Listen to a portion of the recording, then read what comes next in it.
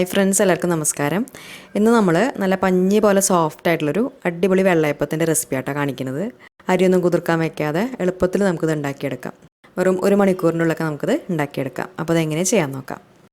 അപ്പോൾ ആദ്യം നമുക്കിതിന് വേണ്ടിയിട്ടൊരു ബൗളിലേക്ക് ഒരു 4 ടേബിൾ സ്പൂൺ അരിപ്പൊടി ഇട്ട് കൊടുക്കാം.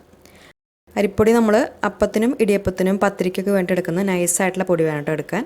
അതിപ്പോൾ നമ്മൾ വീട്ടിൽ തന്നെ പൊടിപ്പിച്ചെടുത്തതോ അല്ലെങ്കിൽ പാക്കറ്റ് പൊടിയോ ഏത് പൊടിയായാലും എടുക്കാം, ഏതായാലും കുഴപ്പമില്ല. നല്ല നൈസ് പൊടിയായിരിക്കണം എന്ന് മാത്രം. എന്നിട്ട് അതിലേക്ക് 1 കപ്പ് വെള്ളം ഒഴിച്ചു കൊടുത്തിട്ട്, സാധാരണ പച്ച വെള്ളം ഒഴിച്ചു കൊടുത്തിട്ട് അത് നന്നായിട്ടൊന്ന് മിക്സ് ചെയ്തെടുക്കാം. കട്ടകളില്ലാത്ത രീതിയിൽ നന്നായിട്ടൊന്ന് മിക്സ് ചെയ്തെടുക്കുക. അതിന് ശേഷം ഇനി നമുക്കിത് ഇതുപോലൊരു അടി കട്ടിയുള്ള പാത്രം അടുപ്പത്ത് വെച്ചിട്ട് അതിലേക്ക് ഒഴിച്ചു കൊടുക്കാം. എന്നിട്ട് ഫ്ലെയിം ഓൺ ചെയ്തിട്ട് ഇത് നന്നായിട്ടൊന്ന് കുറുക്കിയെടുക്കാം. അപ്പോൾ ഒരു മീഡിയം ഫ്ലെയിമിൽ വെച്ചിട്ട് ഇളക്കി കൊടുക്കാം. അരിപ്പൊടിയാണല്ലോ, അപ്പോൾ പെട്ടെന്ന് തന്നെ ഇത് കട്ടിയായി വരും. അതുകൊണ്ട് മീഡിയം ഫ്ലെയിമിൽ വെച്ചിട്ട് തന്നെ ഇളക്കിയെടുത്താൽ മതി. കുറച്ച് കഴിയുമ്പോഴേക്കും ഇതുപോലെ കട്ടയാവാനായിട്ട് തുടങ്ങും. അതിനുശേഷം കുറച്ച് സമയം കൂടി ഒന്ന് ഇളക്കി അതിലെ വെള്ളത്തിൻ്റെ അംശമൊക്കെ ഒന്ന് മാറി അതുപോലെ കുറച്ചൊന്നും അങ്ങോട്ട് കട്ടിയായിട്ട് വരും. അപ്പോൾ ആ സമയത്ത് നമുക്ക് ഫ്ലെയിം ഓഫ് ചെയ്യാം. അതിനുശേഷം ഇതിന് ചൂടാറാനായിട്ട് മാറ്റി വയ്ക്കാം. ഈ ഒരു പാത്രത്തിൽ നിന്ന് വേറൊരു പാത്രത്തിലേക്ക് മാറ്റിയതിന് ശേഷം ചൂടാറാനായിട്ട് മാറ്റി വയ്ക്കാം. അത് നന്നായി ചൂടാറി തണുത്ത് കഴിഞ്ഞാൽ പിന്നെ നമുക്ക് വെള്ളയപ്പത്തിന് വേണ്ടിയിട്ടുള്ള മാവ് റെഡിയാക്കി എടുക്കാം. അപ്പോൾ ഇനി മാവ് റെഡിയാക്കാൻ വേണ്ടിയിട്ട് നമ്മൾ മിക്സിയുടെ ജാർ എടുത്തിട്ടുണ്ട്. അതിലേക്ക് ആദ്യം 1 കപ്പ് വെള്ളം ഒഴിച്ചു കൊടുക്കാം. വെള്ളം എന്ന് പറയുമ്പോൾ സാധാരണ പച്ചവെള്ളം തന്നെ. എന്നിട്ട് അതിലേക്ക് 1 കപ്പ് അരിപ്പൊടി ഇട്ട് കൊടുക്കാം. 1 കപ്പ് എന്ന് പറയുമ്പോൾ 16 ടേബിൾ സ്പൂണാണ്. നമ്മൾ നേരത്തെ എടുത്തിട്ടുള്ള അതേ അരിപ്പൊടി, ഇടിയപ്പത്തിനും പത്തിരിക്കൊക്കെ വേണ്ടി എടുക്കണ നൈസായിട്ടുള്ള അരിപ്പൊടി തന്നെ. എന്നിട്ട് ആദ്യം നമുക്ക് അരിപ്പൊടിയും വെള്ളം കൂടിയിട്ട് ഇതുപോലെ നന്നായിട്ടൊന്ന് അങ്ങോട്ട് മിക്സ് ചെയ്തെടുക്കാം.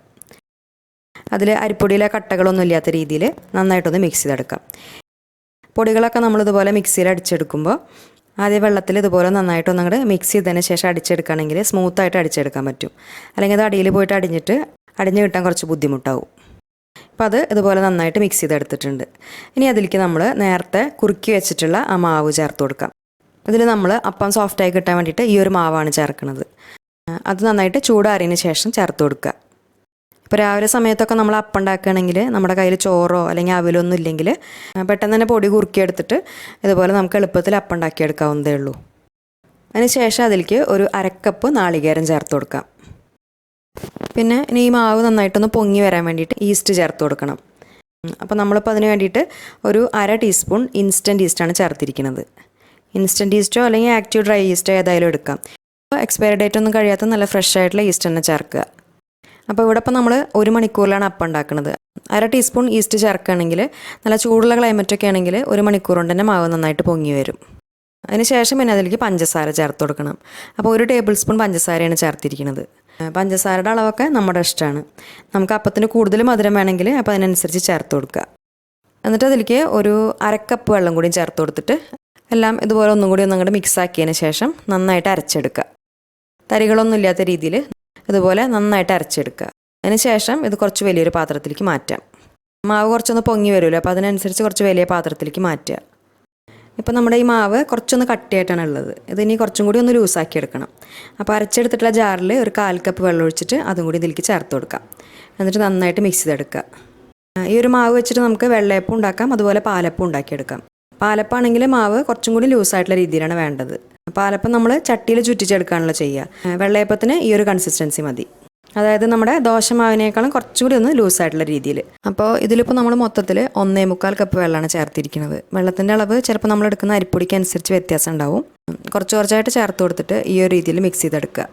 അതിനുശേഷം പിന്നെ അതിലേക്ക് ആവശ്യത്തിനുള്ള ഉപ്പും ചേർത്തിട്ട് നന്നായിട്ടൊന്ന് മിക്സ് ആക്കിയതിന് ശേഷം നമുക്കത് അടച്ചു വെച്ചിട്ട് പൊങ്ങാനായിട്ട് മാറ്റി വയ്ക്കാം.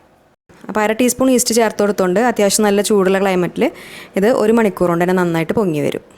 ഇപ്പോൾ 1 മണിക്കൂർ കഴിഞ്ഞിട്ടുണ്ട്. നമ്മുടെ മാവ് ഇതുപോലെ നന്നായിട്ട് പൊങ്ങി വന്നിട്ടുണ്ട്. നിറയെ കുമിളകളൊക്കെ വന്നിട്ട് നന്നായിട്ട് തന്നെ പതഞ്ഞ് പൊങ്ങി വന്നിട്ടുണ്ട്. മാവ് ഇതുപോലെ നന്നായിട്ട് പൊങ്ങി വന്നതിന് ശേഷം അപ്പം ഉണ്ടാക്കുമ്പോഴാണ് നന്നായിട്ട് കിട്ടുള്ളൂ. ഇനി ഇത് പതുക്കൊന്ന് അങ്ങോട്ട് മിക്സ് ചെയ്തതിന് ശേഷം, അതായത് ആ കുമിളകളൊന്നും പൊട്ടിപ്പോവാത്ത രീതിയിൽ പതുക്കൊന്ന് മിക്സ് ആക്കി എടുത്തതിന് ശേഷം നന്നായിട്ട് ചൂടാക്കി എടുത്തിട്ടുള്ള പാനിൽ ഓരോ കയ്യിലായിട്ട് ഒഴിച്ചു കൊടുത്തിട്ട് ചുട്ടെടുക്കാം. ഇതിൽ മാവ് ഒഴിച്ച് കഴിഞ്ഞാൽ നമ്മൾ പരത്തേണ്ട ആവശ്യമില്ല. മാവിൻ്റെ കൺസിസ്റ്റൻസി കറക്റ്റ് ആണെങ്കിൽ തന്നെ പരന്നു വന്നോളൂ. ചട്ടി നല്ല ചൂടിലിരിക്കുമ്പോൾ മാവ് ഒഴിച്ചെടുത്താൽ മാത്രമാണ് അതിൻ്റെ മേലെ ഇതുപോലെ ഹോൾസ് വരുള്ളൂ. ഹോൾസ് അത്യാവശ്യം വന്നു കഴിഞ്ഞാൽ പിന്നെ അടച്ചു വെച്ചിട്ട് വേവിക്കാം. ഫ്ലെയിം കുറച്ച് വെച്ചിട്ട് അടച്ചു വെച്ചിട്ട് വേവിക്കാം. അടച്ചു വെച്ച് കഴിഞ്ഞാൽ പിന്നെ അത് പെട്ടെന്ന് വെന്ത് വരും. ഒരു 40-50 സെക്കൻഡൊക്കെ ആകുമ്പോഴേക്കും നന്നായിട്ട് വെന്തിട്ടുണ്ടാവും. ഇപ്പോൾ നമ്മുടെ ആദ്യത്തെ അപ്പം റെഡി ആയിട്ടുണ്ട്. കണ്ടില്ലേ, നല്ല പഞ്ഞി പോലെ വന്നിട്ടുണ്ട്. അടിപൊളിയായിട്ട് തന്നെ കിട്ടിയിട്ടുണ്ട്.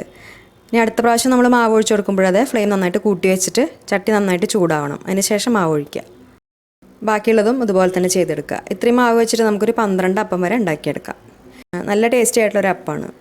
ആ മാവ് കുറുക്കി ചേർത്തതിൻ്റെ അളവ് കറക്റ്റായിട്ട് എടുക്കുകയാണെങ്കിൽ നമുക്കിതുപോലെ നല്ല പഞ്ഞി പോലുള്ള അപ്പം ഉണ്ടാക്കിയെടുക്കാം. ചൂടോട് കൂടിയിട്ടും ചൂടാറിയാലും അത് കഴിക്കാൻ നല്ല ടേസ്റ്റ് തന്നെയാണ്. നമുക്കിഷ്ടമുള്ള ഏത് തരം കറിയുടെ കൂടിയും കഴിക്കാം. അപ്പോൾ ഈ ഒരു വെള്ളയപ്പത്തിൻ്റെ റെസിപ്പി എല്ലാവർക്കും ഇഷ്ടമായി എന്ന് വിചാരിക്കുന്നു.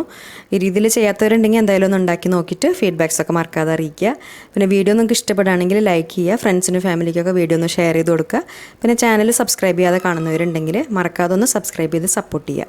അപ്പോൾ നല്ലൊരു റെസിപ്പി വീഡിയോ ആയിട്ട് ഇനി വീണ്ടും കാണാം. താങ്ക്